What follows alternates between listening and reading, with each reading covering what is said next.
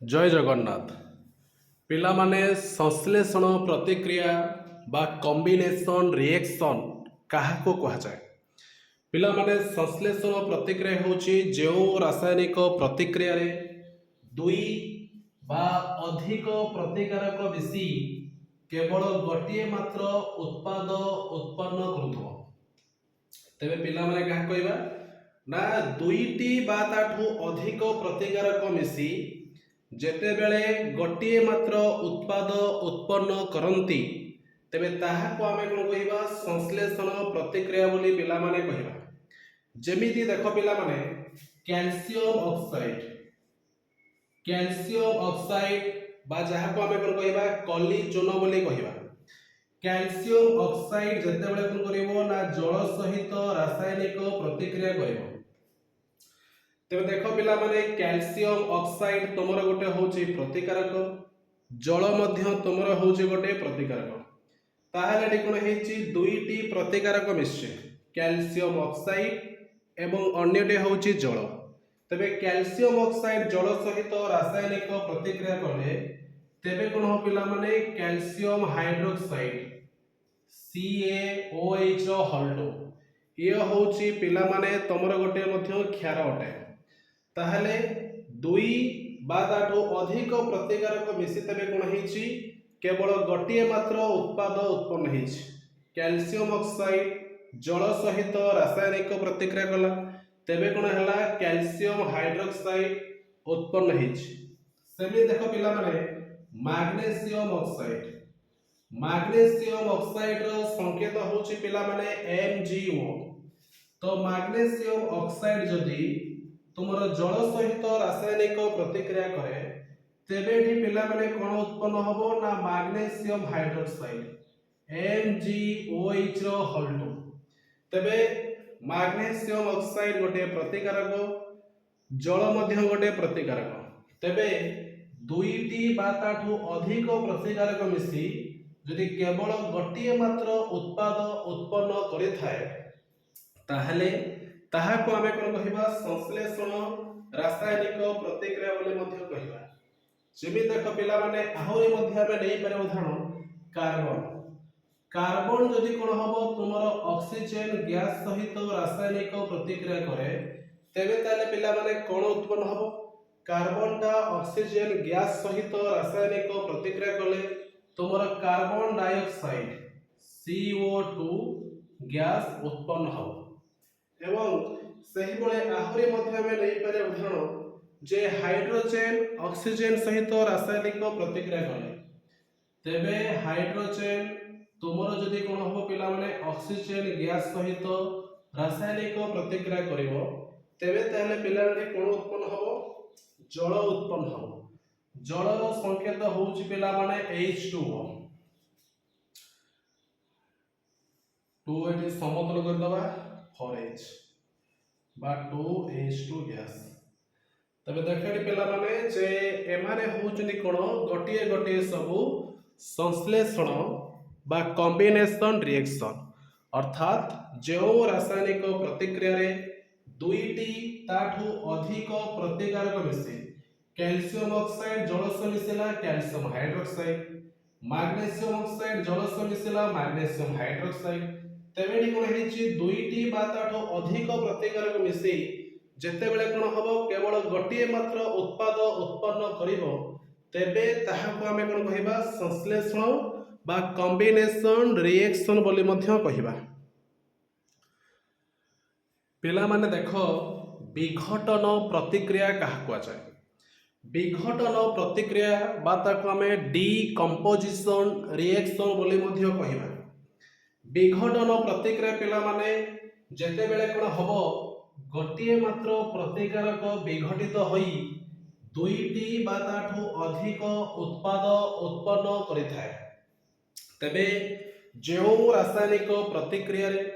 गोटिए मात्र प्रतिकारक विघटित हेई दुईटी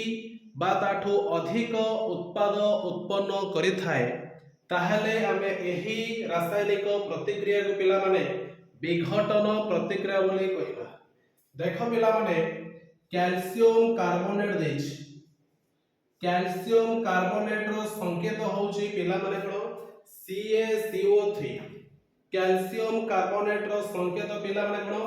CaCO3 तमरो जो कैल्शियम कार्बोनेट जो देछि कैल्शियम कार्बोनेट को जदि आमे कोन करिबा ताप प्रयोग करिबा ताहाले कोन हबो तेबे हमको कैल्शियम ऑक्साइड से कोन मिलिबो ना कार्बन डाइऑक्साइड गैस पिला माने मिलिबो तबे कैल्शियम कार्बोनेट देछि कैल्शियम कार्बोनेट होउची तमरो गोटे मात्र प्रतिकारक तेबे ताको ताप प्रयोग करले तने एटी कोन होउछु कैल्शियम ऑक्साइड सहित कार्बन डाइऑक्साइड गैस उत्पन्न होउची गोटे प्रतिकारक विघटित हेगी दुईटी एठी कोन हेछि पिला माने उत्पाद उत्पन्न हेछि सेमिति पिला नै परिबा आमे एठी कोन करिबा फेरस सल्फेट रो संकेत पिला माने होछि FeSO4 तबे हमकु जो फेरस सल्फेट जो देछि जदि आमे कोन करिबा फेरस सल्फेट को पिला माने ताप प्रयोग करिबा फेरस सल्फेट बा ताको आमे कोन कहि परिबा आयरन सल्फेट बोली मध्य कहि परिबा फेरस सल्फेट को पिला माने ताप प्रयोग कले तो फेरस सल्फेट को ताप प्रयोग कले तबे पिला ने कोन हबो फेरिक ऑक्साइड रो संकेत पिला माने होछि Fe2O3 plus sulphur dioxide gas SO2 gas plus sulphur trioxide gas SO3 gas तबे देखो पिला माने जत्ता आमे कोन कले फेरस सल्फेट बा आयरन सल्फेट को ताप प्रयोग कले ताहले एठी हम कोन हेछि फेरिक ऑक्साइड एठी तोमरो आयरन देडा अछि ताले एठी हम कोन करिबा दुई तरे एठी मल्टीप्लाई करिबा समतुल करिबा पय तबे फेरस सल्फेट बा आयरन सल्फेट को ताप प्रयोग कले ferric oxide sulphur dioxide gas sulphur trioxide gas ताले एठी देखो पिला माने फेरस सल्फेट बा आयरन सल्फेट तमरो गोटे मात्र प्रतिकारक ई जो तमरो गोटे मात्र प्रतिकारक पिला माने थिला ए गोटे मात्र प्रतिकारक विघटित हेइ तबे कोन हेछि